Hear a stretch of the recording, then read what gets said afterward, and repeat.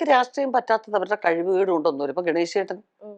ഓരോ തവണ വരുമ്പോഴും എത്രയോ നല്ല കാര്യങ്ങൾ അദ്ദേഹം അതെ നടപ്പിലാക്കിയിട്ടുണ്ട്. അതെ മുഖം നോക്കാതെ നിശിതമായിട്ട് അതെ വിമർശിച്ചുകൊണ്ട് തന്നെ അദ്ദേഹം ചെയ്തിട്ടുണ്ട്. അതെ അതെ ആരെയും എന്താ പറഞ്ഞ സോപ്പിടാനോ പതപ്പിക്കാനോ ഒന്നും ശ്രമിച്ചിട്ടില്ല അതെ അദ്ദേഹം. അതെ അതൊക്കെ നല്ലതാണ് എന്നുള്ളത് എല്ലാവരും ഒരുപോലെ അംഗീകരിക്കും അതെ കാര്യങ്ങളാണ്. അതെ അതുപോലെ പല പല നടന്മാരും പല ആൾക്കാരും ഇപ്പം ഉം. മുകേഷ് ചേട്ടൻ നിൽക്കുന്നുണ്ട്, അദ്ദേഹത്തിന്റെ ഏരിയയിൽ അദ്ദേഹം പല കാര്യങ്ങളും ചെയ്യുന്നുണ്ട്. ഉം. ഇപ്പൊ സുരേഷ് ഗോപി. അതെ അപ്പൊ ഓപ്പോസിറ്റ് ആയിട്ടുള്ള കാര്യങ്ങളും വിമർശനങ്ങളും എപ്പോഴും എല്ലായിടത്തും ഉണ്ടാവും. ഓക്കെ ഇതിപ്പോ അഭിനയത്തിലായാലും എനിക്ക് അതിനോട് ഒരു പേഴ്സണലായിട്ട് താല്പര്യം തോന്നാത്തതുകൊണ്ട് നമ്മൾ ചെയ്യുന്നില്ല എന്നുള്ളതേ ഉള്ളൂ. അല്ല, ഓക്കെ നമ്മൾ ഒരു ഒരു കൂട്ടരുടെ മാത്രം ഒരാളായി മാറുമ്പോൾ ഉം. സ്വാഭാവികമായിട്ടും ഒരു കലാകാരന് കുറെ ഉം. വിമർശനങ്ങൾ കൂടും. അതെ അതെ ഒരു ഒരു രാഷ്ട്രീയ പാർട്ടിയുടെ ഒരാളായിട്ട് മാറുമ്പോൾ സ്വാഭാവികമായിട്ടും ഉം. ആ ഉം. പാർട്ടിയോട് താല്പര്യമില്ലാത്ത തെറ്റനയങ്ങളോട് താല്പര്യമില്ലാത്തവർ ഉം.